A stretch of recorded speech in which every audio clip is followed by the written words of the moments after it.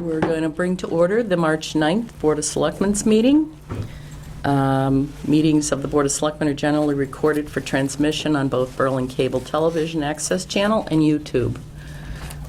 Your voice and image may be recorded. Seeing as we have no minutes, open session minutes to approve this evening, and correspondence, we have none. No correspondence. Okay. We do usually have general public comment at this time. If anybody has anything they want to say right at this moment. Okay. Then we're going to move right into the continuation of the violation hearing for the new flat penny.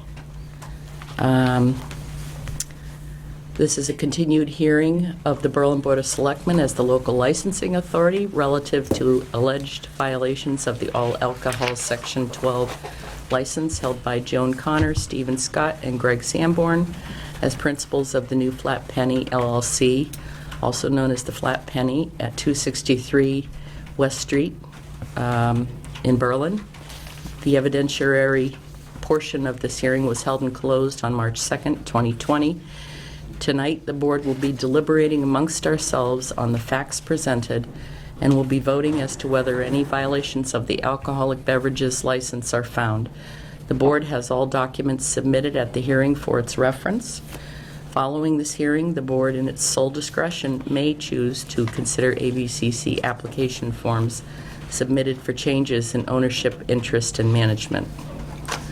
And as I said, this hearing's being recorded for transmission on both Berlin Cable Television and Access Channel and YouTube, and your voice and image may be recorded.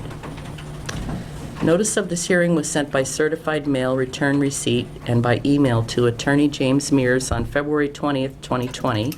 A supplemental notice of hearing was sent by certified mail return receipt and by email to Attorney James Mears on February 26, 2020. And by certified mail return receipt to Greg Sanborn on February 26, 2020. At the commencement of the hearing on March 2nd, the clerk of the board read the February 20th and 26th, 2020 hearing notices for the record. Again, testimony was received during the evidentiary portion of the hearing on March 2nd, 2020. Tonight, the board will be deliberating on potential violations based on that testimony. Is the board ready to deliberate the findings on each of the violations, 1 through 6? Yes. Okay. The first violation was failing to list or identify an individual with a direct or indirect beneficial interest in the business on its application.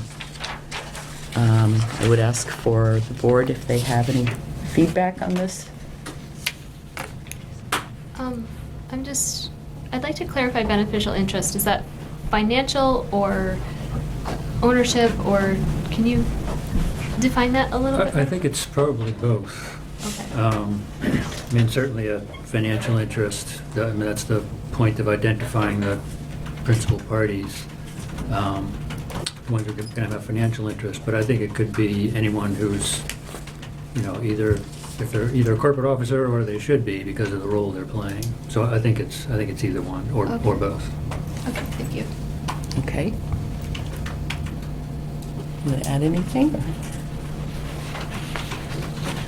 Yeah, last week, Greg Sanborn had indicated through testimony that he had signed a loan for his brother, but the names of either David Stavely, Kurt David Sanborn, or David Sanborn don't appear on any of the flat penny documents, and Greg also indicated that his brother does draw money from the flat penny to cover expenses. And in testimony provided to Chief Galvin via Joan Connor, she said that she was also concerned that the state was not receiving lottery payments, and that she's never seen any of the bank statements. Okay. It seems to me that several of the people that were interviewed by the chief also identified Kurt David Sanborn as the one who is managing on a day-to-day basis and should have been listed as a beneficial interest in the business on its application.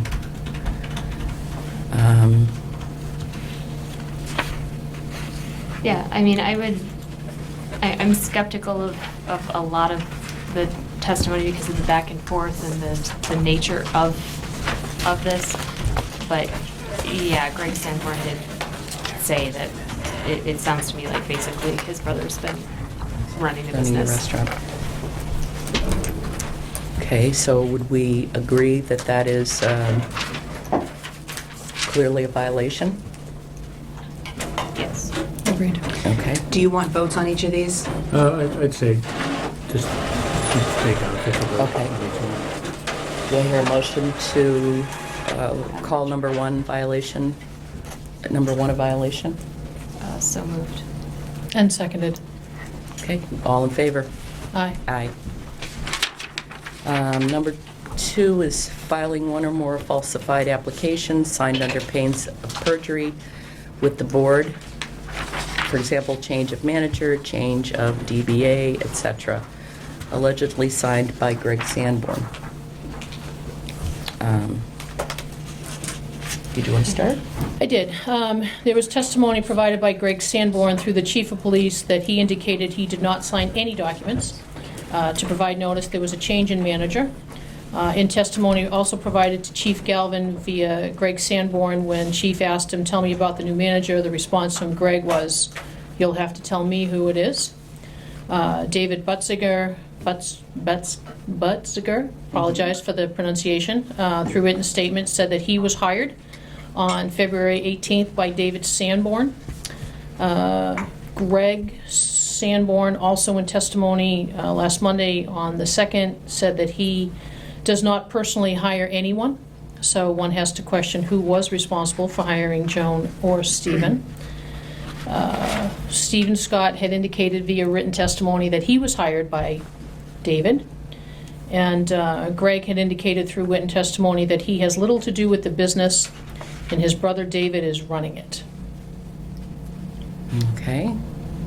I guess my feeling here is, even with the power of attorney, you have to sign with a power of attorney signature if you're going to sign documents, legal documents for somebody. You have to indicate that you are not the person whose name that is, even if you have power of attorney. I would agree with that. I think the point of them and the proper way to do it is if I have power of attorney for somebody, I sign that person's name by Brian Riley with power of attorney or as attorney, in fact, or something along those lines, not just the signature of that person by itself. You can't do that, so.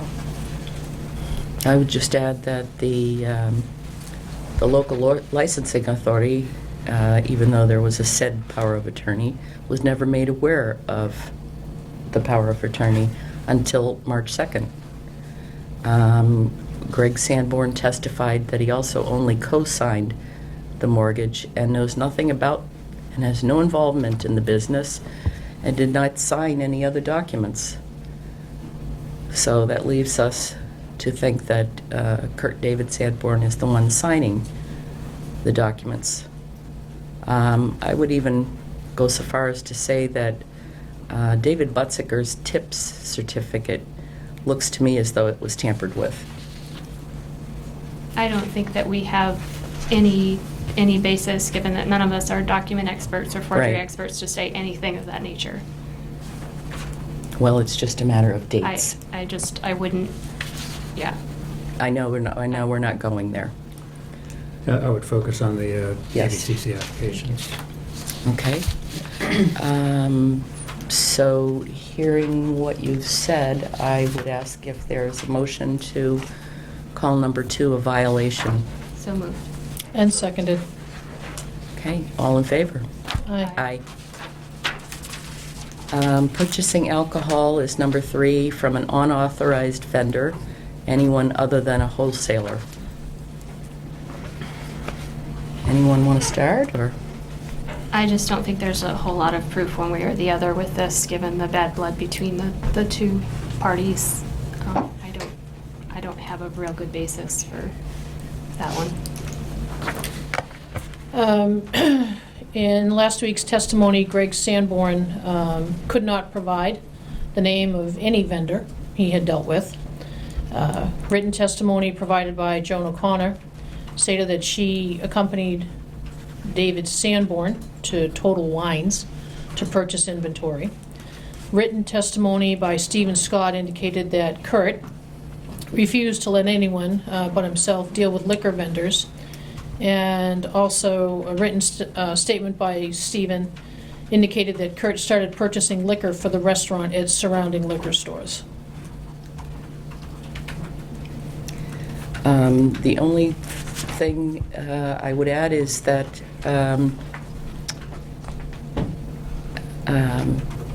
there, I agree with what you said, Peg.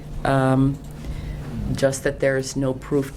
There was no proof shown by the other side to deny this allegation. Correct. There's been no receipts, statements, copies of invoices to indicate otherwise that the rightful person is buying The liquor. the alcohol from an authorized vendor. Right. Yeah, but this isn't about, this is about, I mean, we don't have any receipts, period. We have no proof one way or the other. I have no receipts from Total Wine or another vendor. I have no receipts from, I have nothing on this one, so I think it's kind of weak. Other than hearsay or the testimony, which I kind of think Former is members of the corporation. Yeah, but that, like I said, I find all of that just a little bit, I don't know. That seems very he said, she said. I don't see any documents, any proof one way or the other. Okay. Hearing what both of you have said, is there a motion to be made? I'll go ahead and make the motion that it is a violation, given that we could only deal with the testimony and information that was provided to us, and we can make no other assumptions. So I believe that this is a violation for purchasing alcohol from a non-authorized vendor. And you want me to second it? We Okay. can I can second it. I'll just vote against it. It's Okay. So I hear a second? second. Okay. Anything else? Okay, then all in favor of number 3 being a violation, say aye. Aye. Aye. Opposed? Nay. Okay. Number 4 is an unauthorized person purchasing alcohol for the business, no authorized party executing any orders or other documents.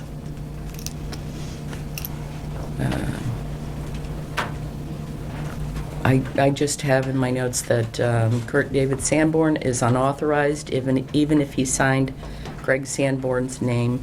And once again, I'll say there was no power of attorney filed with the LLA. Greg also provided testimony on Monday, March 2nd, when asked who is authorized to buy alcohol. His answer was, I don't know, or no. He also provided testimony when asked what is the name of the person buying the alcohol. Couldn't give one. And in the direct question of, have you been buying alcohol? His answer was no. Well, Okay. I think that probably the relevant thing here would be that if neither Stephen Scott or Joan were buying the alcohol, they were the authorized managers in this case, correct? Joan was actually Or Joan was the manager on the license. So if she as a manager was not buying this, then somebody unauthorized was, so. Right. Okay, is there anything else? Then I would ask if the board would like to vote number 4 as a violation.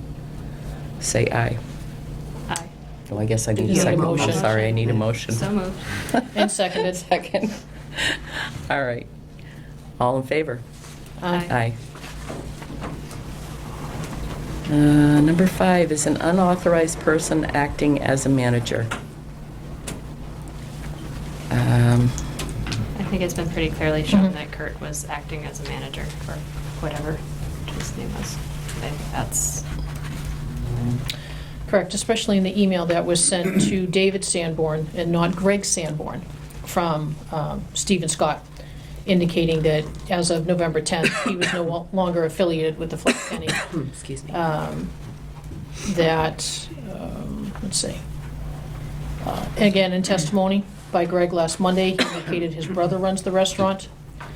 And in the testimony provided by Chief Galvin via Greg Sanborn, Greg was not even aware that Stephen Scott was no longer an employee of the Flat Penny. Yep. Thank you. I think Kurt David Sanborn was acting as manager and was never named as manager with the local licensing authority. And 4 people said that Kurt David Sanborn runs the business, including David Butziker, who said Kurt Sanborn hired him. So I would ask if there's a motion to call number 5 a violation. so moved. And seconded. Okay, all in favor? Aye. Number 6 is failure to timely notify the board and apply to change the name of the business. I would just say that none of the necessary changes with the local licensing authority were timely. Do we know when the name was officially changed to On the Tracks and when we received any type of notification that it was changed? It has not been changed. Is your answer? Yeah, my only comment here would be, and on a lot of this stuff, I think it, don't attribute to malice what can adequately be explained by stupidity, but yes, it's a violation. Well, maybe through this hearing, there'll be some respect for the local licensing authority. Do you want a motion on that? Motion to. Yes. So motion to call number 6 a violation. So moved. And seconded. All in favor? Aye. Okay.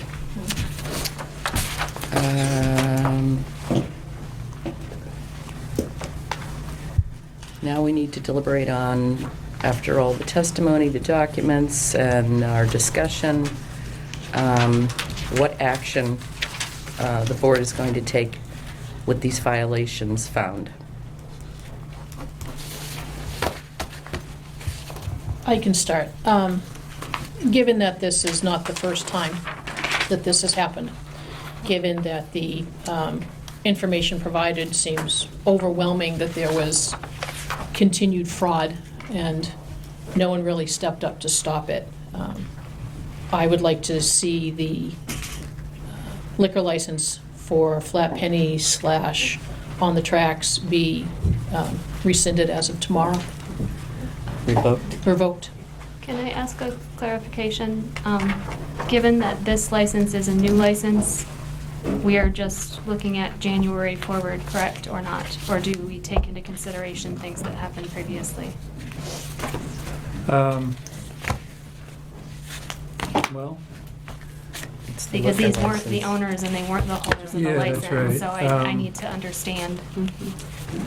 yeah, I'd say it would be cleaner if you're just looking at from January January 1 on. forward. Okay. Yes. So you can't. Yeah. All right, then I can revise my statement to say, given the abundant amount of energy presented to us, the abundant amount of information, rather, presented to us through discussion and testimonies that from January forward, I still feel that the liquor license for the Flat Penny / On the Tracks should be revoked as early as tomorrow. Okay, do I hear a second? I actually, I can second it. you can second it. All right, I will second it. May I ask a question through the Sure. chair for council? Should the board be considering each of these violations or walking through each of these violations as it determines a penalty to be imposed, or should they all be considered together? I'd say the board has the discretion Okay. to pick one action based on all of the findings. Okay. Mhm. Okay. So there's a motion and the second to revoke the license as of tomorrow. I'd call for a vote. I actually You did said- want to speak. Oh, but- sure. Go ahead. Okay. I'm sorry. I would say that my preference would be, at this point, to suspend the license and give them an opportunity to try to rectify the things that they've done, given that this license has only been active for a month and a half with the new owners. And I do honestly think that there's a lot of stupidity rather than, and basically we are making a decision. I think I would really like to look clearly at the fact that we are making a decision to close this business if we revoke this license without giving them an opportunity to clarify this. If I While could they just have, they interject, go back I to mean, not to ABCC, minimize right? the importance of a, liquor license for a establishment like this, but this does not close the business. Oh, I understand, but the ramifications of this Mhm. are, you're gonna have a lot of trouble keeping and essentially a bar open, because it's not, I mean, it serves Understood. food, but that's a big part of the, so Mhm. we're making the decision to close this business. And, Well, you we know, are I think making it a may come to decision. that, but, you know, I also, I would like to give a period of time to try to rectify and see if these things could be worked through. This is a black and white matter. I think it's under pains of Fraud. perjury. What is it called? Under pains of perjury, that these documents went to us and to the ABCC with incorrect or false signatures. And that's what we're here to talk about. Yeah, and I don't think anyone takes any great pride knowing that our actions will have unintended consequences on the people that support that business, but we are not the ones who broke the law. As the LLC, it is our job, the ones that we were hired to and swore an oath to uphold. So unfortunately, given that all violations were found against them, again, I take no pride in doing it, but it truly comes down to, it is a matter of law doing it. Whether blame was tried to be placed on someone, whether, information that was provided, I'm sorry, to me, it also is very black and white. You knew the law, you were an owner of the business, you were a manager of the business, you knew what to do to work with inside those confines to continue your business. You made the conscious choice over and over again to not do it. So, Yeah, I just feel if they're criminals, they're not very good ones, because these are really blatant.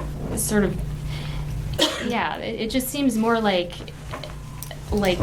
really dumb amateur mistakes of a small business owner on a lot of counts. And having had parents who were small business owners who made a lot of stupid mistakes, and I have trouble with completely taking the rug out from underneath and not allowing for a period of fixing it.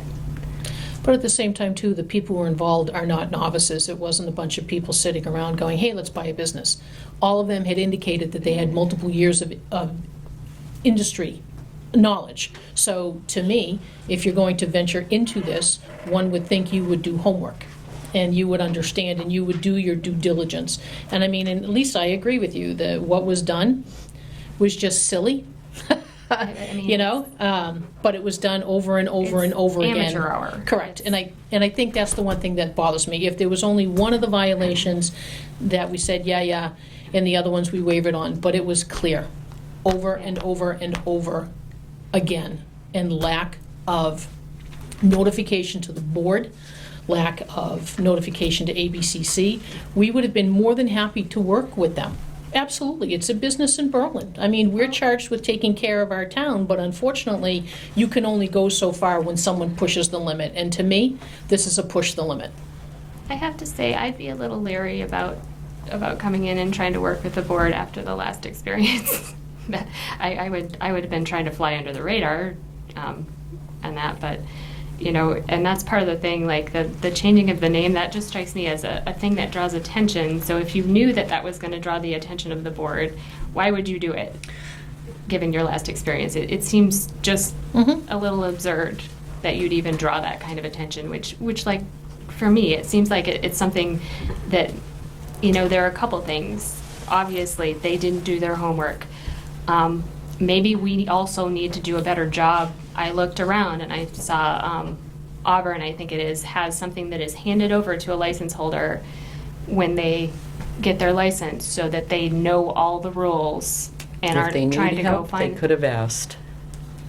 Once again, And they did several times, or not that they asked for help, but again and again, I mean, this office was day to day working on this. It was a time suck. I think we're probably ready to make a decision here. Did you want to say? No, I just wanted to say, through the chair, you have 6 violations before you.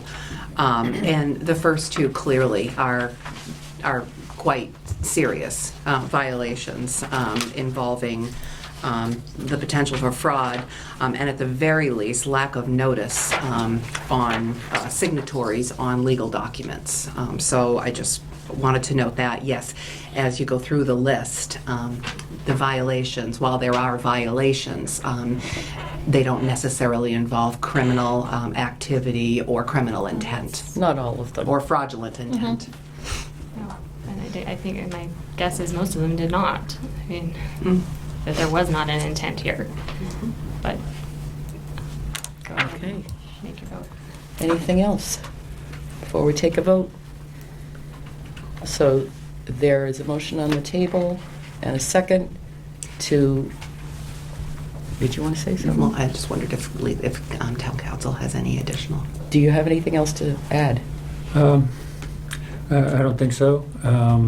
As the town administrator mentioned, those ABCC applications are very clear when you sign at the bottom what the consequences are for them not being truthful and accurate. And we are within our rights to revoke or suspend? Yes, I think the application maybe even says that, but these are always up to the discretion of the local licensing authority. Okay. So there's a motion and a second. I'll call for a vote. All in favor? Aye. Aye. Opposed? Aye. Okay. Okay, and Motion carries. can the chair please restate what that vote is and the effective date? I believe you spoke of it as tomorrow. That is correct. So that would be March 10th? I think, so I would suggest that the board take, did you include that in your motion? I'm sorry. She I did just said originally. tomorrow. Okay. Yeah. And I had suggested to the chair earlier today, whatever the decision was going to be, that the written decision should go out addressed to Greg Sanborn. He's the corporation right now. But also have a copy delivered to the Flat Penny, so whoever's there is aware of it. And we'll email it to Attorney Mears as well. So he My gets it right recommendation away. is that the board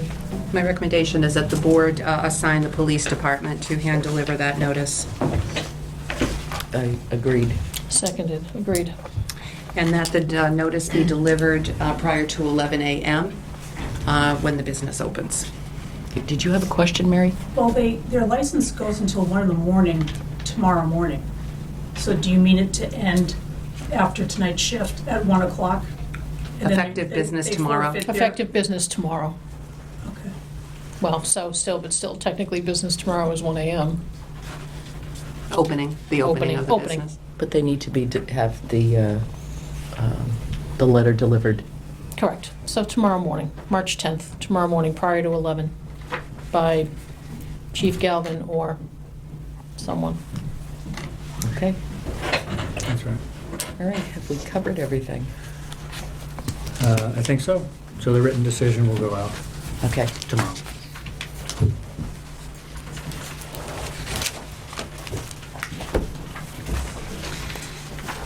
All Excuse me, right. through the chair, is there any need to close this portion of the hearing at all? or- Can we close Probably just the to close the chapter? loop. I mean, I think, you've done all your business under it, but, why don't you just take a motion motion to close this hearing. Okay.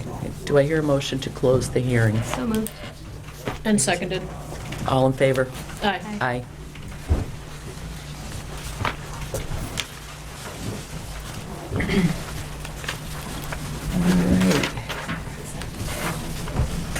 Thanks for coming by again. Sure. Thanks, Brian.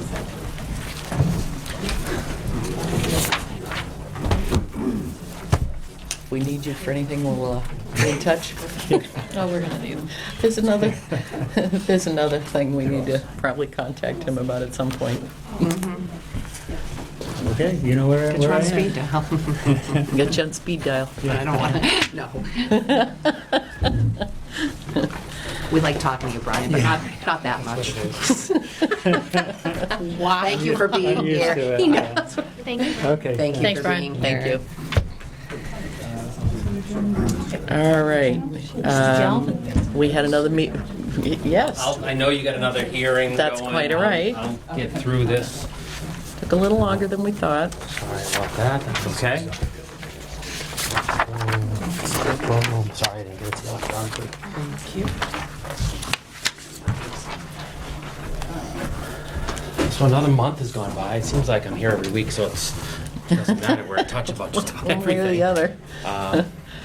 But still following up with our investigations from last month with the Verk break-in and the robbery at the mobile station. I'm sorry, the robbery at River Bridge.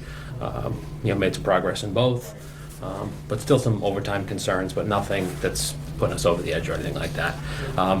This month we were quite a bit busier, almost just under 1,000 calls. We were about 760 last month. So for the shortest month of the year with relatively mild weather, it's kind of a surprise. I see what you're smiling at. 3 arrests, 14 cases with criminal charges. Our motor vehicle crashes are way down from last month. We were at 27 last month. We're down to 11. It was much nicer on the roads. Our new hands-free law went into effect at the end of the month. So in just those last few days of the month, we issued 4 warnings or 4 citations for it. So I'm sure we'll see those numbers increase. I was gonna say, that seems low. It is, but it's one of those things for us. It was the 23rd that it went into effect, so it was just the end of the month. We were dealing with some other things at the end of the month, so it wasn't our primary focus. But even sitting at the traffic lights at Highland Commons today, I just look over and shaking my head. It was Dave's sign about not driving with your knees, correct? That's what, Yeah. okay. So other than that, it was, I've come in with some pretty crazy things the last few months. It was relatively mild. Everyone's, I'm sure, in town has noticed the construction on River Road, the gas main that's being added to service the apartments. I feel I haven't got any complaints from motorists, so I feel that, it's been a pretty good job that's been done by the officers working there, both from Hudson, Marlboro, and Berlin, to monitor traffic and keep traffic flowing. So it's worked out fairly well. Do we know how much longer? I don't. They have work to do at both ends, so they still have to cross the road, but they also have to tie in down at the end in Donald Lynch. They're still weather dependent. Things have been working out really well, but they didn't work at all today, so I don't know where things stand, and then hopefully there's no problems with the installations that they've done. So we did have somewhat of a serious assault that happened at River Bridge at the Shell station. It was a road rage incident that happened in the parking lot. I think over the years we've talked a lot about traffic in that parking lot as we've debated drive-throughs and everything else, and traffic still does become an issue there. And we had 2 gentlemen that got in an altercation in the parking lot. It spilled into the store. It spilled back out into the parking lot. The initial call came in to us that someone had been threatened with a knife. It turned out to be a pair of needle nose pliers. It was actually a pretty easy case to work through, but then it got interesting. So in investigating the assault, one of the parties had what appeared to be a dealer plate on his car. But because we had such a long interaction and closer examination, it was an unbelievable copy of a plate. So it was actually fraudulent. So it ended up going, this gentleman was the one that had the pliers, so his day went from bad to even worse and worse. But it was one of those things that if this car was just driving by, You'd never I never would have noticed it. Nobody else in the room would have noticed it. It was a pretty good forgery. So it was impressive to see. medical calls are staying steady at 34. You got the report for animal calls from Helen last week. She and I actually met last week. I'm going to avoid saying it. She and I actually met last week. She's working on her recertification. So in order for her to maintain certification as an animal control officer, there are so many course hours she has to put in. Fortunately, most of it can be done through video and online training that is offered by the state. So she's working through that now. She had a little bit to make up, and then she has to finish this year's training. So we did have a few interesting calls, and the donkeys got out again. So Where are these donkeys? Berlin Orchards. So Jerry has them at the Oh, okay. orchards, and every once in a while they'll get out. This is the second, They on third the phone? time they've been out, and don't know where they went because I was the one that went down there and we could not find them. Jerry ended up finding them later on, or they came back. But they had been out on the road. They've been out in the intersection before, and so it was our donkey call. We've had camel calls, we've had No more everything else. camel, though. And then the wolf call. So, one of my officers over the radio said that he had a large wolf. There's no wolves here. It was a coyote. But people then hear that, and then it starts to ring Panic. true. Yeah. The other thing that we started working on this month is that all the police chiefs from the regional dispatch center got together to work through our dispatch policies. We've been talking about it for a long time. There had been a push to wait for some of the fire policies to get done because they were working really hard on those, and they didn't want to overlap and cause any problems. Because there's some dispatch for police and fire, if we're working on a bomb threat or a bomb call, they're going to have a protocol, we're going to have a protocol. We let them work through theirs so that ours will now mirror theirs. But what we also have to work out too is in all of our individual communities, we have our policies. Our policies have items that have requirements for dispatchers, whether it be a pursuit, an injury to an officer, and everyone has slightly different things. So it's been a challenge to make all the chiefs understand that we can do our own things differently, but what we require of the dispatchers has to be the same. We have to have consistency for them, or they can't be effective. We can't have if we had a pursuit here in Berlin, we can't have a different set of rules for them than Bolton, and we have that now. So we're going to work through that to make things run a lot smoother. So we'll see. I'm kind of spearheading that, so we'll see how that goes. And lastly, we kind of ended the month with a bang. I know Chief Clark already went over that with you, but with our water leak at Northbrook Village, it was a little bit of a disaster. It really uprooted many of our residents for the weekend all the way through Wednesday. So really when Chief Clark was here last, people hadn't been back in their homes. 2/3 of the people were able to get back into their apartments last Wednesday. We worked collectively with all the inspectors, the Board of Health, and really were able to help people. So in the end, there's some people that are affected. They're going to be affected long-term as their homes are repaired. But there was a lot of positive that came out of it. We identified some shortcomings, some things we need to work on with the management company at Northbrook Village. But we also met a lot of people that we otherwise hadn't met because everyone that lives in Northbrook Village hasn't always lived in Berlin. So, there's 40 apartments of people that are now out. A lot of them were staying at the hotel. So throughout the weekend, my officers that were working would stop in the mornings just to talk to them. And we learned some pretty interesting stories, some people that had some very interesting lives. Officer David Goulding, and everyone knows Goody that's sitting in the room. So, he made a connection with several people, and even having a conversation again with that one woman that reached out to him this morning just to talk. Hadn't talked to him for a few days and for the very weekend. sweet. So, I think a lot of positive came out of that. It brought the residents of that building closer together, but it also, brought them to us. They got to meet us. They got to meet a lot of the firefighters. Got to meet a lot of other towns, inspectors and stuff that they may never have. So I kind of look at some positive. It's going to be a challenge for some of them for a short time, but they're all going to get through it. And there was a lovely letter Yeah. from That came today. one of the so, residents Yep. thanking all of the Yep. public safety and even the management company and everyone who helped. I think he was one of the lucky ones who He was, returned yeah. to his Yeah. home, So, but really appreciated it. it's good to What's see. going on with the seniors at 19 Carter? Anything? Had some coffee last weekend. Last week. I haven't I was away for a few Wednesdays in February, so I didn't get as caught up with them. But I'm the same with the groups. There's a few people that have been sick, had surgery and are rehabbing knees. I mean, it's amazing. They do knee replacements on everybody nowadays. So the group of guys has dwindled a little bit. The women's group is still strong as can be. Still right in the center. You know, I do my thing. Some of Smiling them face. scare me. No, they're an awesome group of ladies, and we have a lot of fun when I'm over there and when the guys are over there. So things are kind of chugging along with that group, and it's nice to have that in town and have that ability to regularly be able to see people. I was able to get over to getting into March again, but last Thursday to the senior luncheon as well. Nice.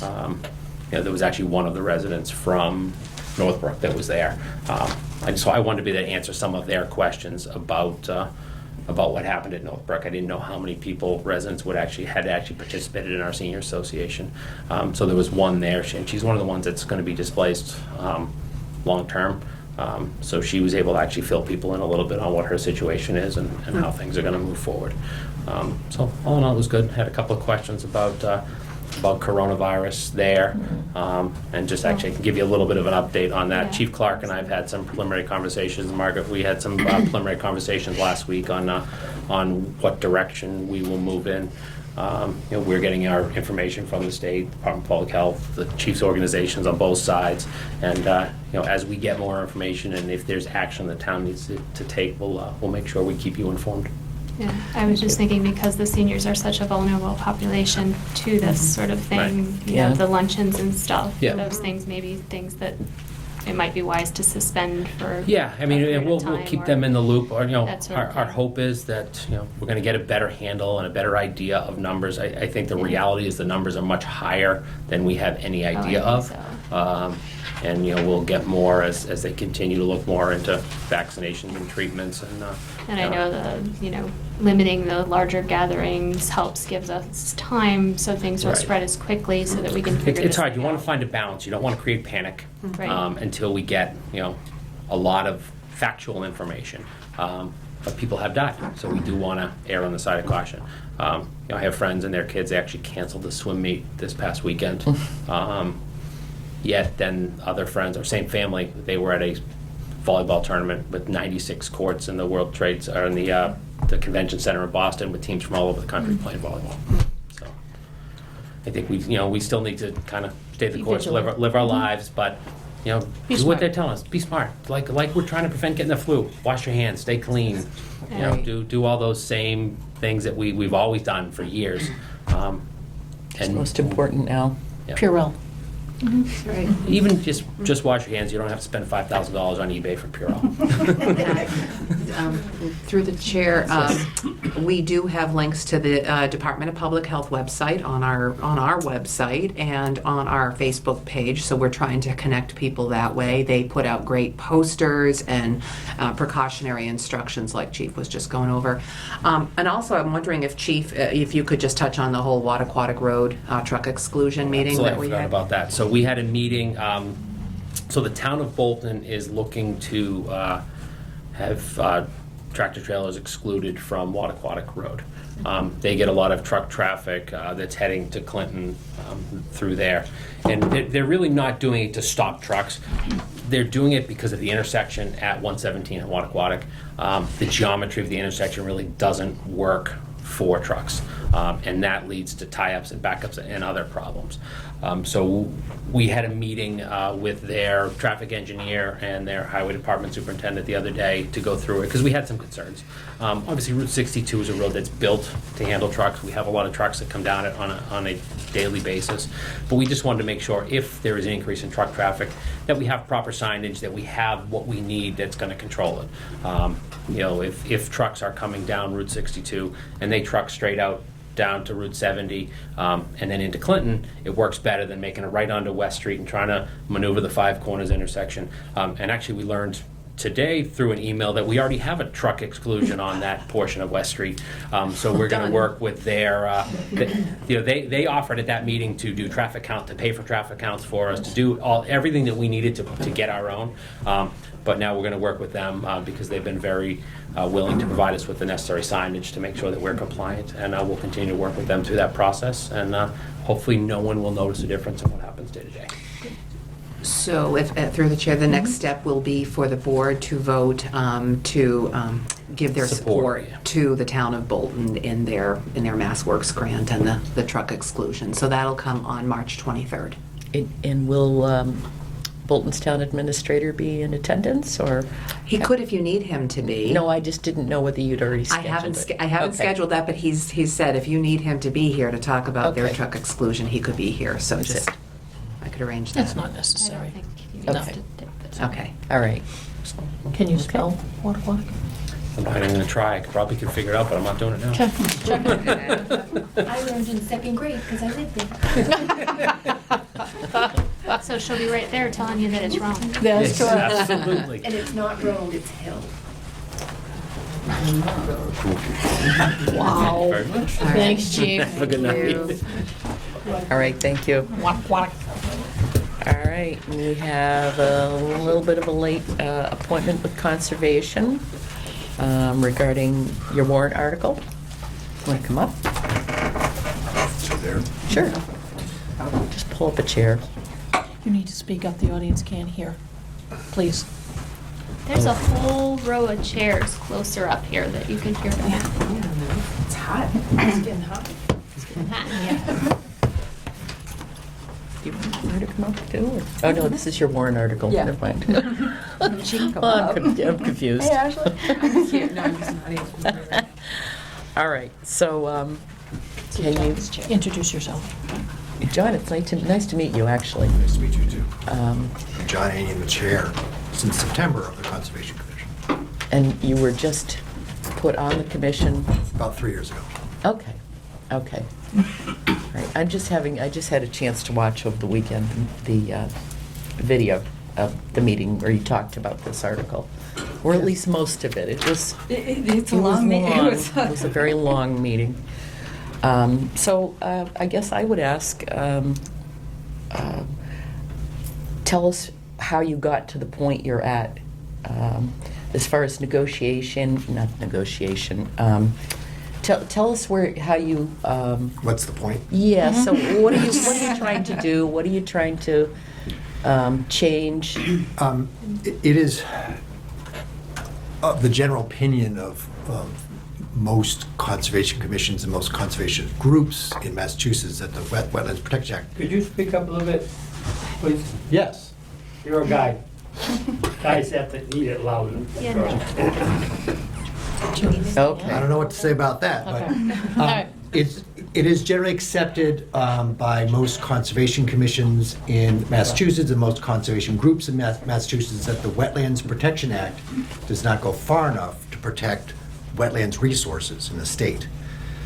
Over 60% of towns and cities in Massachusetts have passed their own wetlands bylaws. The most recent of which was actually in Boston. 60, you said? Greater than 60% 60%, okay. of the towns and cities in Massachusetts have already passed their own wetlands bylaws. The purpose of these bylaws is to strengthen the Wetlands Protection Act, as it, the rules of the Wetlands Protection Act. And it was felt by the commission that it would be useful to try to submit a warrant for a Berlin's wetlands bylaw again. Okay. And you've been working on this just over the last few weeks, That is correct? correct. And the last failed warrant article on the same subject was about, what, 5 years ago? 2015. And then there was one before that, I It understand. was like 12 years ago. Yeah. Something like that, yeah. And Actually, that passed and then was rescinded. Rescinded. Yes. my gut feeling, I'll just say what my gut feeling was, and then you all can chime in, was that because it failed so badly, have you thought about, you may not have been on the board then, but has the board members thought about what they needed to do in order to have it pass this time? Yes. And I mean, yes. I believe that this version is less restrictive than the last version was. But so when we decided to go forward with this, we were under the impression that we would have a little bit of more time than we did to come up with a final document. And That is correct. I mean, it was stated during a commission meeting, the one before the one that you courageously watched, because of its length and level of detail. It was stated in a meeting that, we could submit a draft and then amend the draft later as long as we had a placeholder. We found out afterwards that that was incorrect, which led to a bit of a last-minute effort to come together with a document that could be submitted. And we made the deadline and submitted the warrant article. Are you pleased with the one that you have currently? Are you pleased with this document? This document is adequate. This document could be improved upon. And more importantly, this is what concerns me to some degree, and I will need some clarification on this by the Board of Selectmen, is that it is quite possible that the legal team will find some issues with it. Because we did not have time to have the the town attorneys review it. So I have, is that the Well, I guess my only question would be, do you feel that it's absolutely necessary then to present it now rather than at a fall special or a future town meeting when it can be vetted by legal? I mean, right, the members are split on that. I see, But okay. It's just, There is, how should we put it, a section of the commission that was ardent Yeah, in the opinion that it should be done as soon as possible. yeah, okay. so I have a question on timing. Your meeting was the 19th, correct? His calendar right February there. 19th, yeah. All right. Sure. And so you decided that night that what we have was good? That you were going to present that to the selectmen? Yes, there were some last-minute edits over that weekend. That's my question, is that, They were minor in nature. They were just like numbers and stuff. but still, and help me with this, is that if they agreed on the 19th that this was the document, and the document that Carolyn presented to the Board of Selectmen on the 24th was labeled bylaw edits February 21st, and there was no meeting between the 19th and the 21st, then how do we know what was changed or potentially changed in the document, because the other board members would not have had an opportunity to reread it, even if it was just a period, a capitalization, a spelling? Doesn't this have to go back around for a vote? I think it deserves, my thought is that it deserves additional review by the commissioner and others, not commissioner, the commission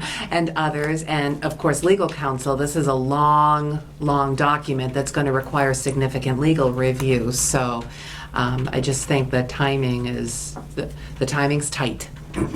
yes? And I guess I have some questions too, is that, have you talked to anybody in town about this? Because I would love to see a map of the conservation lands now, a map of the impact on top of it, and then what does the general public say? Because as I read this, I stood in my backyard and went, well, I qualify as a SEEP because you're losing your shoe if you walk through the backyard and pick your foot up. I qualify as a wildlife habitat because, well, it provides animals with water, food, and shelter. That's my yard. So basically, I can't do anything to my yard if Is I'm your reading yard this. wet right now, and is it a yard? It is 4.5 acres, and But it is, talk about, what you said, backyard, yeah, that's excluded. That doesn't apply at all. Any part, but any part of It's my your- yard, it's your- my 4.5 acres. Well, there's a difference between your yard and the My woods yard is- behind your yard. But it's not my woods. It's like the house is here, the yard is here, that's wet. If you go up a little bit past the yard that I really don't walk on, it's wet. If you go up onto the hill, it's wet. If essentially it's already been at some point landscaped and maintained, then it doesn't, then that's exempt. There is an exclusion clause in here for anything that has already been altered or, find the exact sentence. Well, so I guess getting back to my question, have you talked to anybody in town about this? Well, a few, yes. What's a few? Each other? There's a few. That's a few. I guess my feeling here is, I want you, if you're gonna try to bring something to town meeting, I want you all to be successful with it. Right. And I'm concerned, based on what I'm hearing, that you're not gonna be successful because you've been rushed.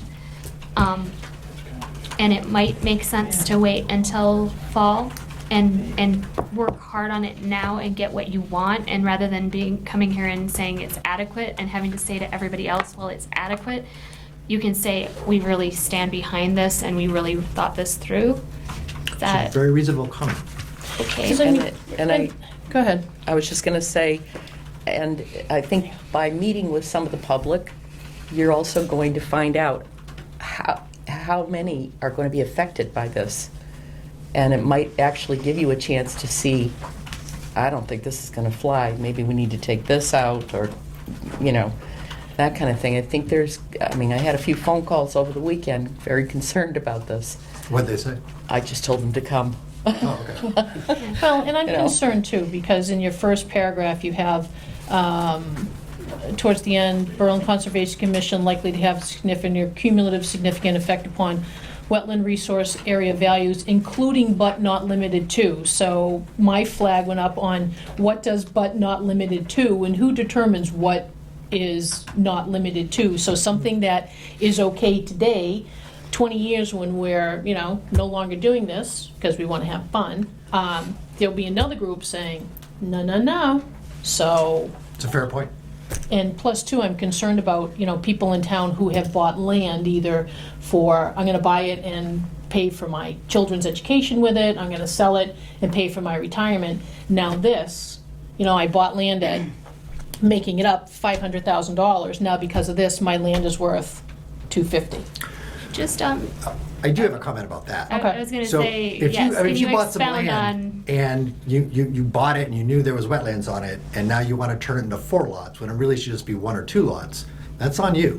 I understand that, but I'm just concerned that's what a perception might be, is I bought the land for this, but it's now only worth this Right. because of these mean- bylaws. No, I mean, but again, that applies to, that has nothing to do with the bylaw. That's according to the Wetlands Protection Act. And that's what I wanted to say, is That's about the Wetlands Protection Act. That's really not about the bylaw. there is nothing in here, well, very little in here that is not already protected by the Wetlands Protection Act. It looks like we're covering a whole bunch of stuff, but it's already protected by the Wetlands Protection Act. We're just adding some additional protections to those resources. You talked about in your beginning statement that more than 60%, wherever I put it, more than 60% of the towns and cities are passing, Or already have passed. correct, beefed up laws. So would you be able to share with us the amount of violations that are in town that are causing you to start to shift this way too? I mean, has there Part been an of our, abundant amount? well, I can name 2 very specifically. Crosby? There you go. Got another one? No, Yeah. Wall Hill?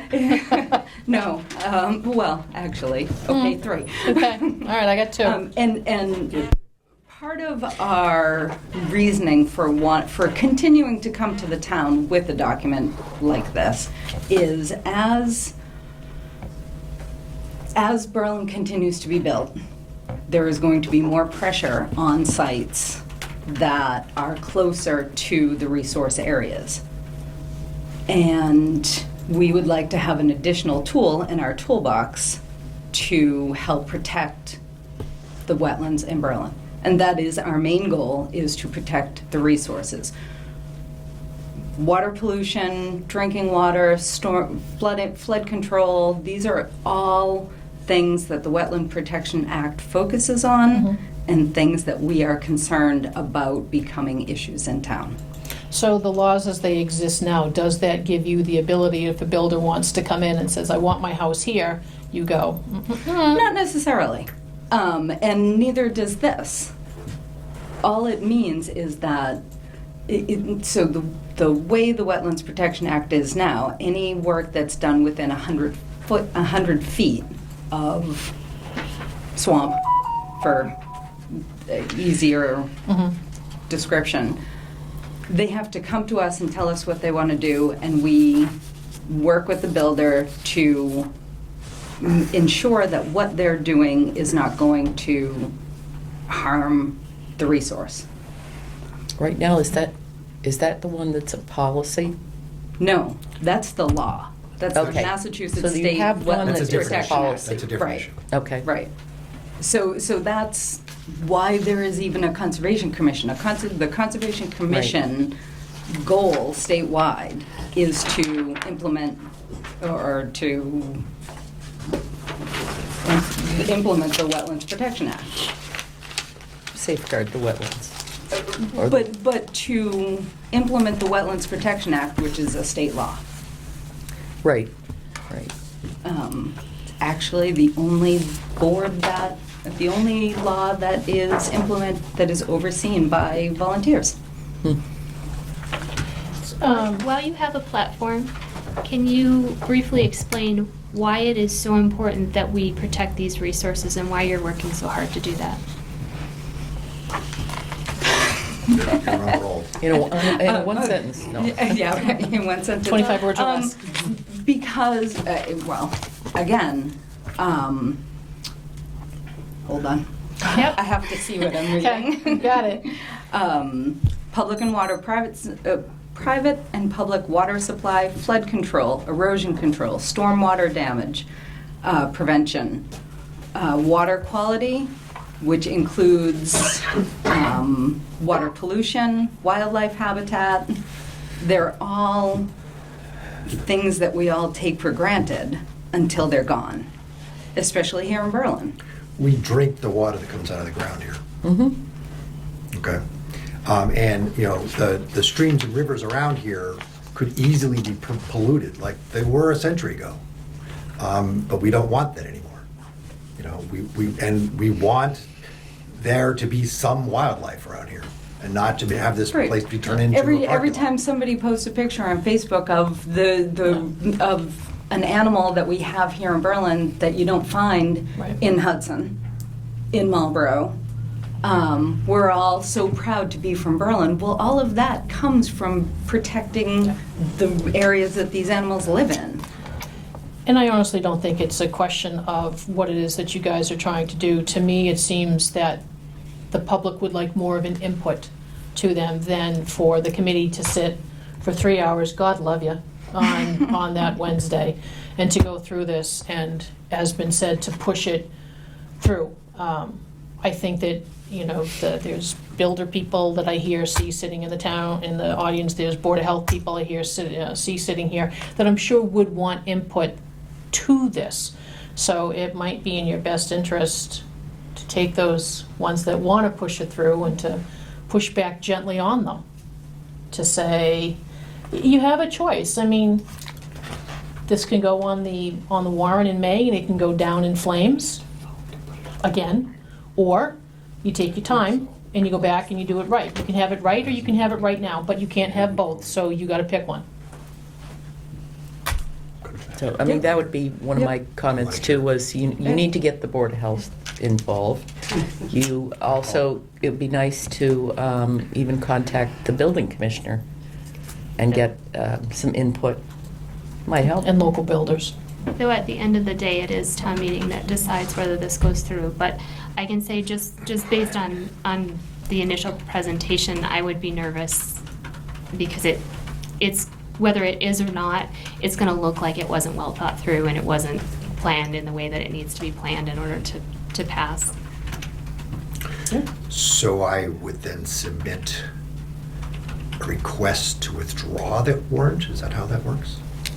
You could do it in that, You could do it that way, form. or we could have the understanding and we won't put it on the warrant. I don't know how the process works. You have Doesn't- to tell me how the process works. Either way.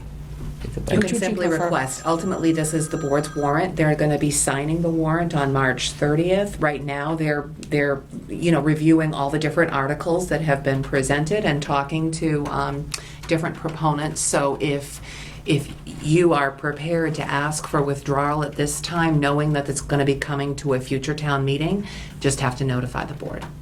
You probably need to, Right, we need to In vote. But there is a back. meeting. And to in be the made. vote, Need back to the vote. right, the vote of at your our next committee. meeting. Yeah. Not the president? No. Well, you are. No, you're the chair. Comes with great power, Yeah. but yes, it still needs to. Should always put it in writing, experience. Anything, you always have a documentation. Yes. okay. So you'll go back, when are you meeting next? This week? Yeah, I think it's the 19th. No. 19th I is don't even know what to. next Today's Thursday. the ninth, The 18th. The 9th. The 18th. Okay. Yeah. But the point That's is to enough get it time. passed. Yep. Right, and Yep. waiting 6 months or whatever, is better than not getting it passed. Yes. And I think there's lots of people who want to give input. Well, and They're all sitting here. I think the Conservation Commission does come from a different place than a lot of the people who want to give input. So they may Yeah. not get all of the things that they would like to see, and there may be things in there, but that is, Well, once there may again, be that things is. that conservation maybe hadn't thought Yeah. of, because they're coming Oh, yeah. from a No, different it was not direction. intentional. Right.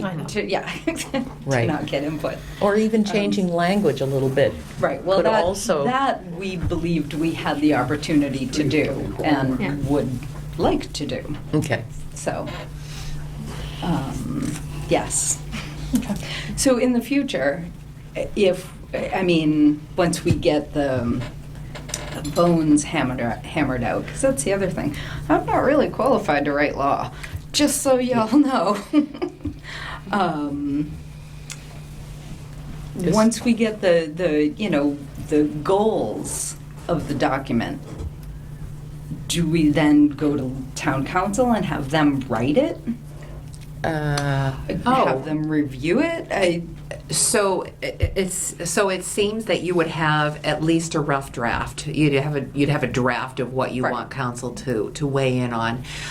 So you would just submit a request to use town council to review the document when you feel it's ready to go to them, and then at that point they can review and comment on it. Right. Yeah. To make sure that it says what we intend it to say.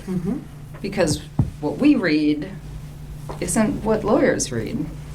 And plus, two, And they've you seen want- plenty of them. And plus, too, you want to Plenty give of the them. opportunity for the folks in town to read it too, because I would hate for the town meeting to stand up and just have it do this and it goes nowhere. Right. So, Yep.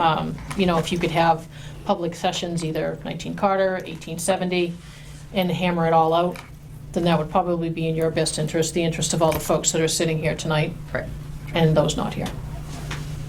And if there are 60% of the towns have already done it, then there should be some pretty good, I'm assuming that you pulled a lot Right, of their well, a lot language of in there. this right? does come from Yeah. other towns. So it wasn't Most like, of it wasn't like you made it up on No, the no, spot. no. It's Oh, God. just- It wouldn't no. say most of this. I just wanted to make sure everybody else knew you didn't pull it out of thin air. I would also say one thing is that if you want it to pass, you might have to let go of maybe one or two things in order to get it to pass, and then there's always a chance to amend it at some point. Right. Yeah. We'd rather have you work with the town than have the town work against you. Sure. All right. Cool. So we'll hear from you next week-ish, maybe? Ish. Kind of, sort of? Sort of. Yeah. Okay. Yeah. We know where to find Well, you. for sure. Not hard to find. You'll hear. You are hard to find. No? Okay. All right. You're easy to find. Yeah. I'm always here. Thank you very much. Thanks. Thank you so Thanks, much. Carolyn. Glad to see you Good out to of see your, you. to meet you. Get this one done in June. Finally. Get the other one done next year. all right. guys. Did you Well, want to we're ask sticking a... around, so. Okay. Were you- I'm a little unclear as to what is happening. I couldn't They're hear. gonna go back to the drawing board and probably come back with something at fall town meeting if their group agrees. Okay, so it's not for this town meeting. Right, not for They me. are gonna be voting on. Vote of the commission Mhm. a week from Wednesday. Wednesday. So if they vote If This is if keep they- it on the warrant, if- What's that? This is the board's Then then it'll we be all on the have to come warrant. here again Yeah. Well, the next. Why don't you guys go chat outside so we can move on with the meeting?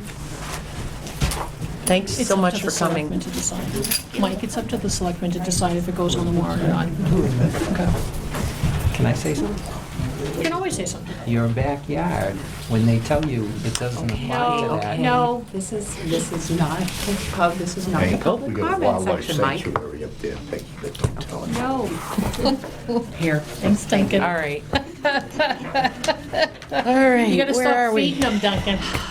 I think we're at the town administrator report. Make it brief. I'm really gonna pick out just a couple of things. First, recreational marijuana. The proponent of the 64 Banner retail establishment had planned to do a community outreach meeting tomorrow night at 6:30, but there are there's conflicting guidance coming from the Cannabis Control Commission on the amount of time for notice and who the notice needs to go to and when. So he and I have talked, and he has willingly postponed the community outreach meeting to a future date to be determined. Right after I emailed the CCC on Friday, I got an email right back from the CCC. That said we should talk about this. So I'm looking forward to talking with the CCC about their regulations. Municipal vulnerability preparedness. The team met last week to prepare for a stakeholders meeting that's going to be held by invitation for a full day on Friday, March 27th from 8:30 to 4:30. That's going to be to identify climate-related vulnerabilities and start identifying preparedness goals. And all of the findings or the results of that workshop are going to be brought to a community forum that is tentatively going to be scheduled for Thursday, May 21st at 6:30 p.m. So we're looking at those dates at the moment. I just want to reiterate that we will be holding a pre-town meeting and budget forum at the 1870 Town Hall on Thursday, April 16th at 7 p.m.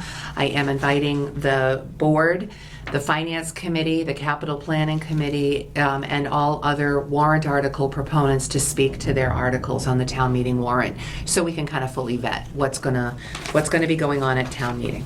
And I'll wrap it up there for tonight. So to look at the town administrator report, you can go to www.townofberlin.com/town administrator. Put that at the end of my things. Thank you. Yeah, really. How'd you like that? That's All pretty right. good. Okay, I have to sift through all my scribbles here. So we're down to old business and the draft town meeting warrant. Okay.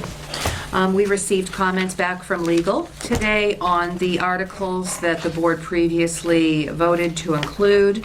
The comments are not earth-shattering in any way, just a couple of points of clarification. So those first 13 articles that the board voted to include have now been reviewed by council. So we are on our way. Good. I've sent the legal comments to the board just for your reference. So the newest articles that I'm going to recommend that the board include are all the 2019 annual town meeting bylaw revotes. So all the bylaws that were voted affirmatively by town meeting in 2019, I have spoken with town council, and they have no problem whatsoever and recommend putting them in. And we'll see what comes first. The approval of the special legislation or resubmission of these for the Attorney General's approval. I really hope we do hear on the special legislation first. Might be the day But given the before, amount of but- time we've waited, it's quite We frustrating. would just present these as a, We present these, yeah, just formal Exactly. They do rewrote, have to not a- appear, they'll appear exactly as they appeared on last year's town meeting warrant. The motions will be exactly the same. The summaries will include what the votes were in 2019 on these. So everything is going to be the same. The one item that I have asked Concom to weigh in on is the start date for the plastic bag ban, since that date's no longer effective. So it'd be good to have a reasonable date showing in that article. Otherwise, they're exactly the same. And they would be moved together. No, they wouldn't be No? moved Individual. together because. Okay. Oh, I'm Yeah. reading the wrong page, sorry. Right. One of them is actually a zoning bylaw that requires a 2/3 vote. The other 4 are general bylaws. They require majority vote, but each has to be voted individually. So they'll just be lined up Okay. to be voted individually. So we're up through page 13. That's pretty much the old ones, correct? Correct. Hoping that we can avoid another rehash of all of those, because, yeah.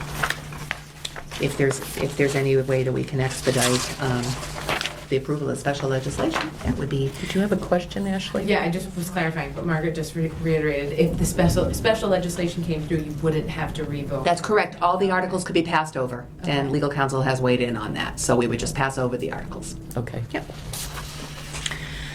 On page 17, we have an article for matching grants funding. This was on last year's warrant, I believe, so this is not something that is a new article. This would provide funding in the event that the town applies for a grant that requires match funds, or in the event that the town applies for a grant that requires preliminary work. So it could be doing I'll give an example. Say there was a historic preservation project that would qualify for a grant. It could help pay for design or review of space or something like that if it's required as part of the town's contribution to get the grant. So I'm looking currently. There's no number in here yet, but I am looking at a figure of $25,000 to be funded from free cash. And it would be for this specific purpose. I'll read the summary. This article provides funds that could be used to finance the town's share of grants, including prerequisite work in order to qualify for various award opportunities if funds are not otherwise available in a requesting department's budget. So the rules will be the same as the last matching grants article. The next 2 are the establishment of special stabilization funds, and I think you've heard me on these over and over and over again about the benefits of establishing special stabilization funds. And one of them is a capital stabilization fund. The Capital Planning Committee has voted to recommend establishing this fund and providing seed funding this year from free cash in the amount of $125,000. Plus, we have a remaining balance in the Highland Commons Capital Fund of a little over $4,000, so the seed funding would be $129,000. It would be a good start at establishing some savings for large capital projects and being able to offset some future debt service with cash. The other one is the Public Safety Stabilization Fund. This one is requested because the public safety monies that are coming in from the development agreements, the mitigation funds, cannot be commingled with general capital stabilization funds. So this one would be specific to public safety purposes.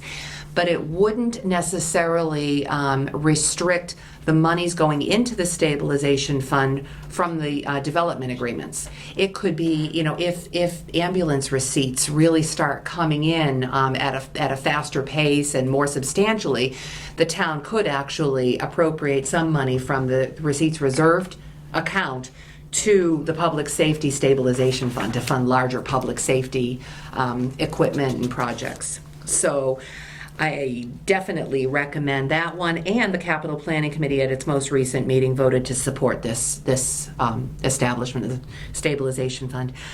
It looks at this point like there would be a little over $28,000 remaining in Highland Commons public safety mitigation funds after all articles are voted this year that we could put in as seed funding into this particular fund. So those are the recommendations I have for tonight on inclusion of articles. So you're talking about Motion to include the articles. 3? I'm talking about Or the the bulk? group of the others too. 2019 Yes. ones plus another 3. Okay. All right. Oh, Lisa. Motion to include the articles. Okay. Do I hear a second? You do. All in favor? Aye. Thank you. Alrighty.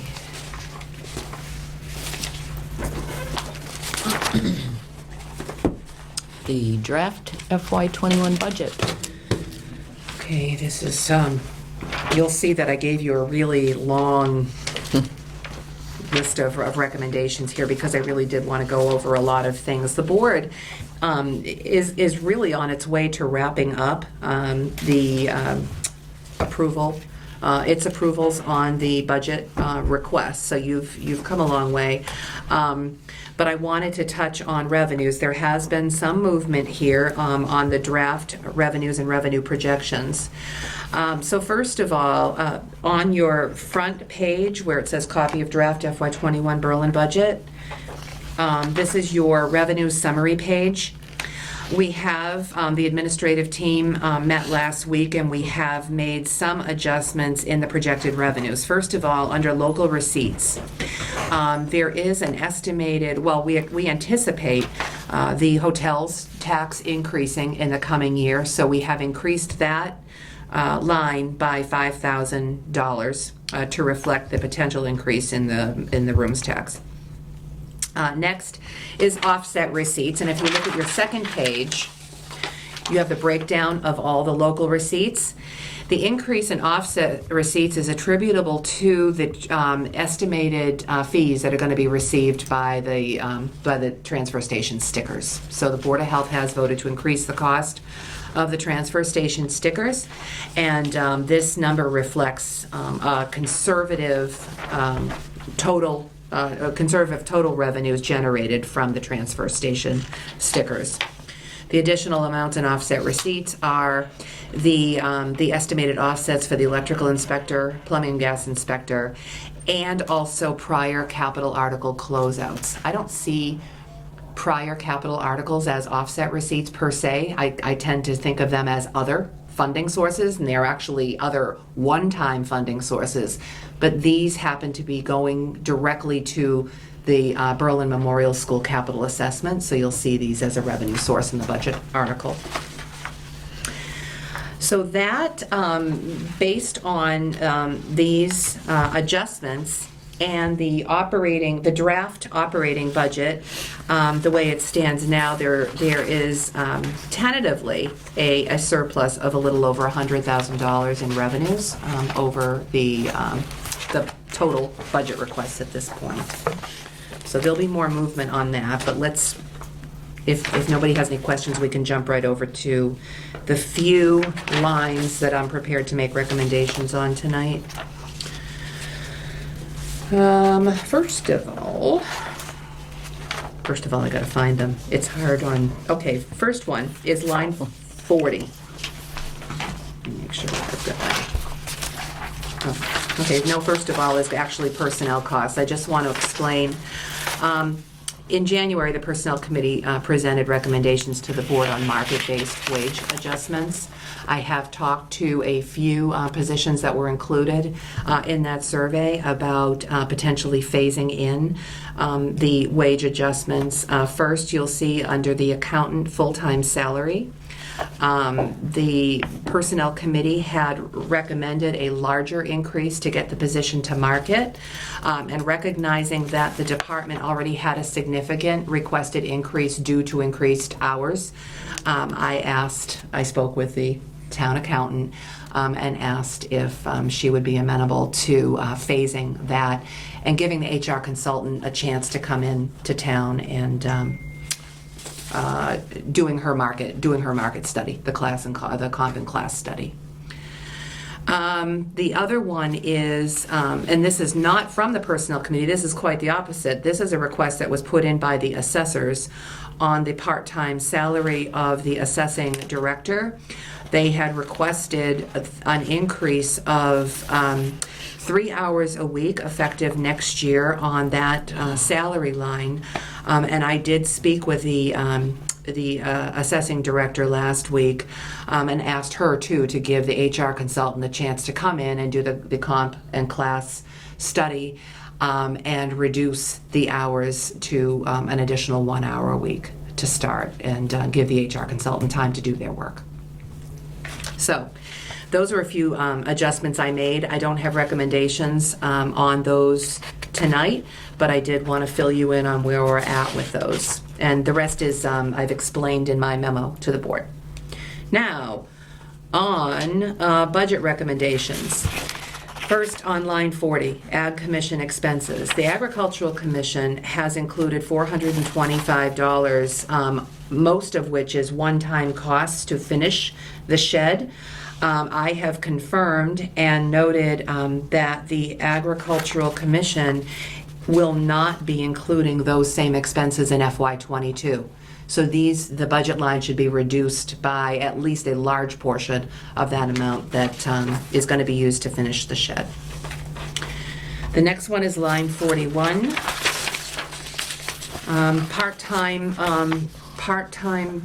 public buildings wages. The $1,659 represents the increase in 2 hours a week for the part-time custodian. These are the hours that were previously at the transfer station, have been shifted to public buildings. The next line is line 50, fire and EMS salary full-time. This is the fire chief's salary. This represents the full contracted salary amount of $127,000 plus $1,981 for the statutory allowance for 2 on-duty holidays. So the statute provides that if a chief, or if a fire, I think it's a fire chief or it's a fire officer, is working on specific holidays, and the statute actually defines those holidays, they would be paid holiday pay in addition to. So I asked the chief, rather than building in all the holidays in the year that are identified in statute, to put in 2 contingency holidays. So these would be paid only if the chief is working on those, on 2 holidays during the course of the year. The next lines are 58 and 60. These are for the plumbing and gas inspector and the electrical inspector wages, respectively. The amount in here shown of $100,000 is equal to the amount that was put in for FY20, and the amount that will be paid in these salary lines is only the amount that is going to be received in offset receipts. Okay? 59 and 61, these are the expense lines for those 2 positions. These are level funded from the prior year, and these pay for training and code books and other related expenses attributable to their job duties. One is $1,200 and the other is $800. Next, lines 84 and 85. 84 is the Council on Aging the part-time Council on Aging Director wages. The Personnel Committee did approve a market wage adjustment, at least as a starting point for the COA Director. And this was early on, and therefore the wage adjustment was included in the budget request for the wages. So there's no change made based on the Personnel Committee's recommendation. That was included as part of the request because Personnel Committee had already approved it. Okay. And then wages part-time, I would recommend this because this is strictly due to the anticipated increased van schedule that's going to be running and the additional van drivers that will be needed to do that. The next line is line 91, and that is the library director. Just like the Council on Aging Director part-time wages, the Personnel Committee actually last year had approved an increase in the Library Director wages based on market adjustments. That was never included in the FY20 line. So that adjustment is now included in the FY21 line. So the adjustment that is noted in their revised budget columns is exactly what's reflected in the request.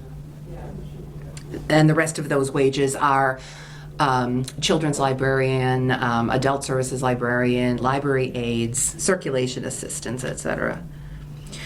And then finally, lines 101 and 102, the Assabet Regional School Committee has voted its proposed budget, and so line 101 is the operating assessment, line 102 is the capital assessment, and I recommend including those as presented. And those are the only recommendations I have for tonight. Well, that's pretty good. Margaret, is everybody in? Like every department? Everybody's in. Everyone's in? Everybody's in. I'm But we not still need missing to- any. I've got questions on some, but we I'm still not need missing to- any. Right, but we still need to jiggle on a lot of them that are Yes. super duper high. Okay. Yeah, so they need more review, which, by the way, the Finance Committee is going to be meeting this Wednesday. They have no appointments with departments. They're going to be starting to talk about budget requests and what they're looking to do as far as refining the revenues projections. So, Just one comment. If it's to be found, I would love to see June attended to this year because, yes, of course, she said you can knock that back again this year. But this woman has been egregiously underpaid for a really, really long time. And with the amount of time she's been here and her experience, I would love to see her get her paid what she's worth, if it's possible. I don't know if our town budget could afford to pay her what she's Well, worth I'm just because, saying, let's get her up to midpoint because I'm not even sure she's there yet. yeah. Okay, I appreciate that. Thank you. Any comments or questions other than that one? For Margaret? Oh. No. I'll always have questions. I don't know how to do that.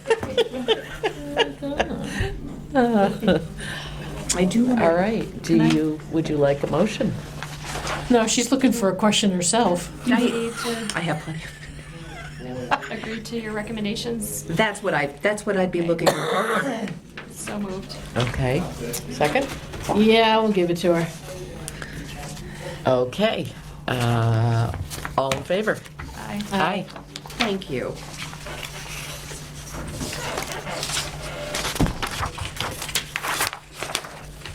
Okay, moving on to the benefits consultant.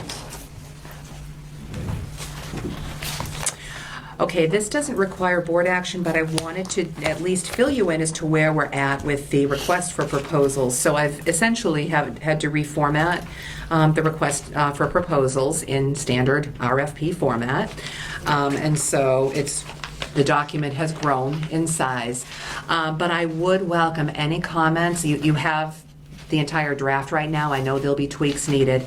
If you have any comments or questions on this particular draft, I won't be sending it out for another 2 days. We'll be issuing it in 2 days. 2 days.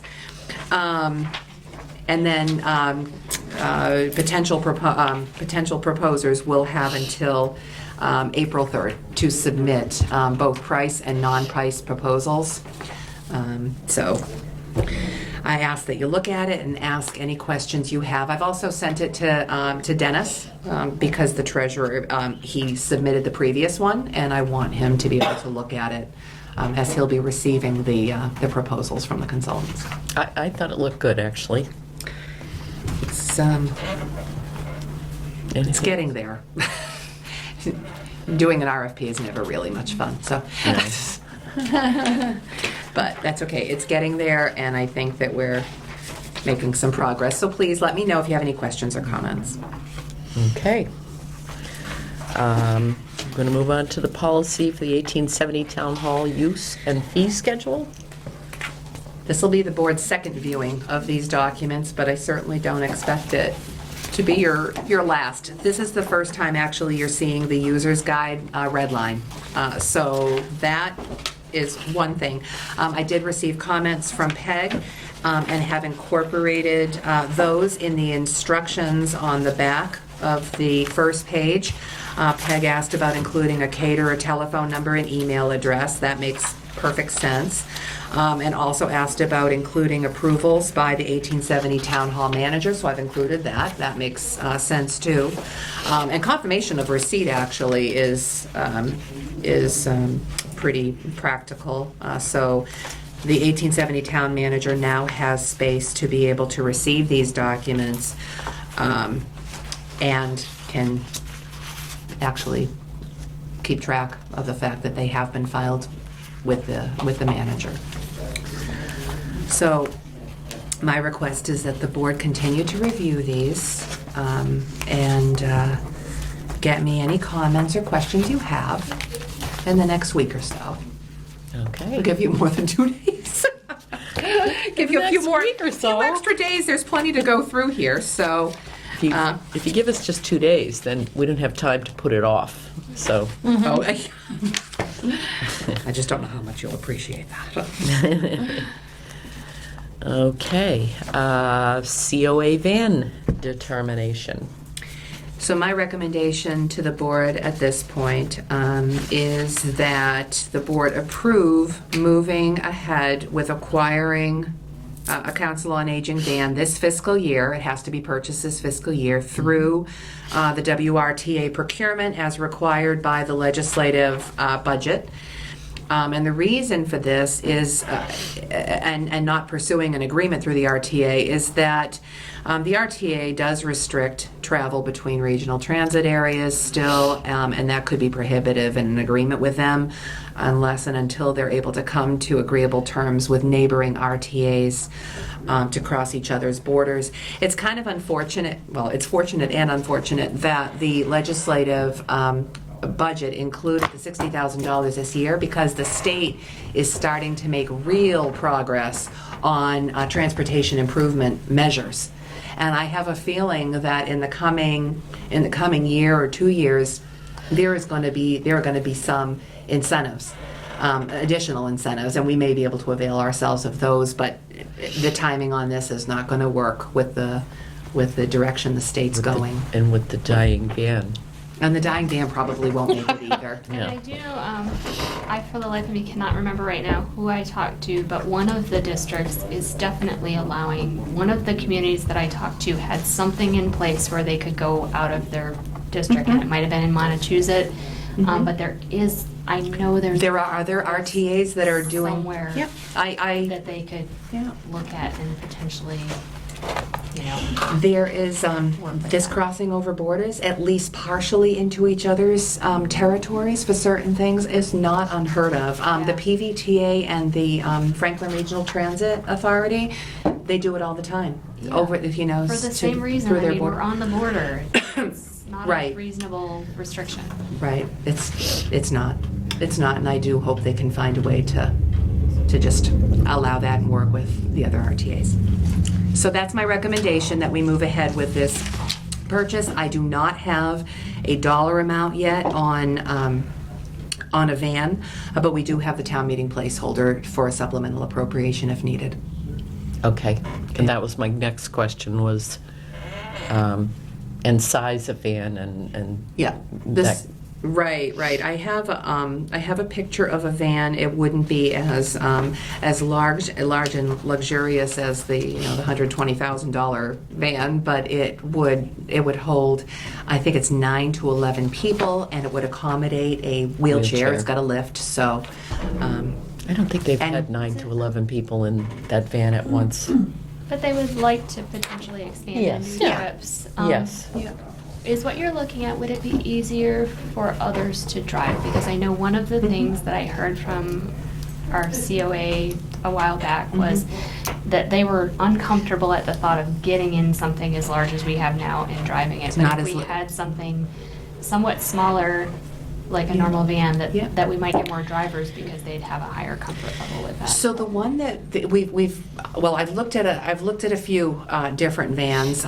Ford makes it's a Ford Transit, I think Ford 350 Transit extra long van, and you see these vans. I see these vans everywhere. They bring hotels use them for shuttles. They're not. They're not the type that the doors open up like real buses. They have a sliding door on the side, or they have they come with pull-out doors too, if you prefer that. I'm sure that steps could be put on, the fold-out steps that people could use to step in, but they're just like normal large vans. They're not buses. Okay. Well, did you want a motion on that, or? Yeah, I'd appreciate that. All right. Great. Motion to approve. Only if I can drive it. Second. Or you can get a ride. Drivers. I can get a ride. I'd like to get a ride in a few years. Yeah, Okay. promise you. All right. Okay. All right, all in favor? Aye. Aye. Okay, moving on to new business. The Interim Community Preservation Act at-large appointment. So these positions have been posted for quite a while now, and there are two applications that have been received, one for James Holyoke and one for Michael Jesse Stades. Both of them are interested in being on the interim committee. If either of them is interested in being on the committee that's established by bylaw, I think we'd have to probably go through this process, the appointment process again, to extend the term to after June 30th of this year. This term expires June 30th of this year. Okay. Do I hear a motion to approve? So moved. And seconded.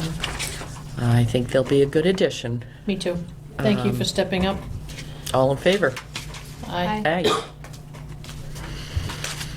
Is this something I need to sign?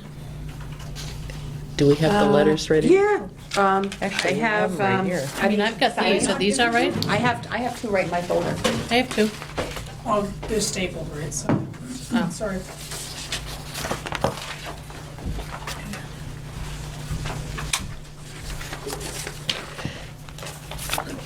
Dr. Shane.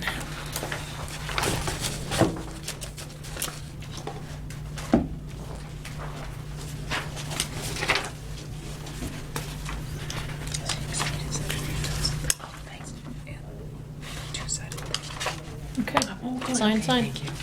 Okay. Totally forgot about that one. Thank you. All right.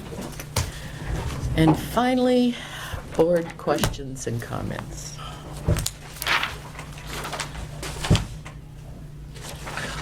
I got two. I can do it in 30 seconds. All right, so the link meeting, parents, rock on, thank you. I know Roger's timing me. Candy's been delivered, thank you. I will start the stuff this weekend, so keep them coming.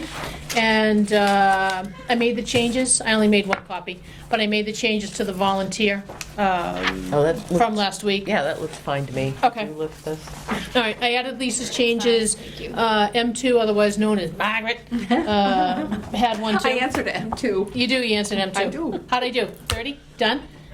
Good, perfect. Okay. All right, thanks, Peg. Hey.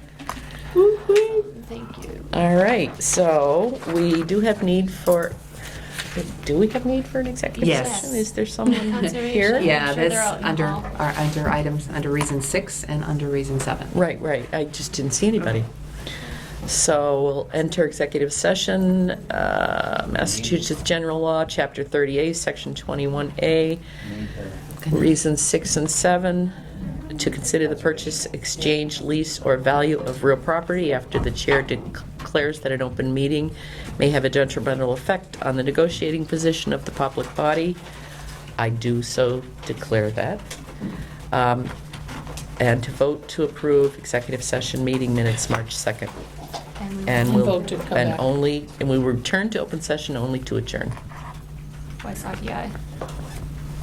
Key fi. Stone Eye.